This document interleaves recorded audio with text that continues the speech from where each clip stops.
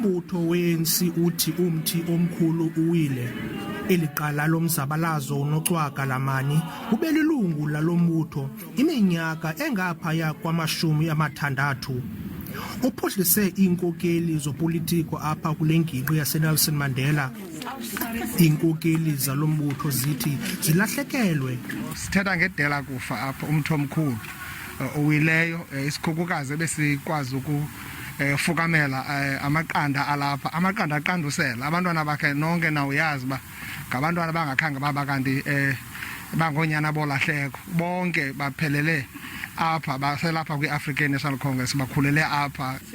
Usapho lale nkondekazi uNocawa Lamani limchaze njengegorha ebelinguyiki ngokoyikiswa. Indlela esingamkhumbula ngayo esinomnqweno ukubana akhumbuleke ngayo kukubana sikhusele abo baxhwalekileyo nabo bangathathi ntweni. Ushiya ngasemva abantwana bakhe abathathu kunye nabazukulwana. Ndinguzolani Moya weendaba ze-SABC, siseGqeberha kwiphondo leMpuma Koloni.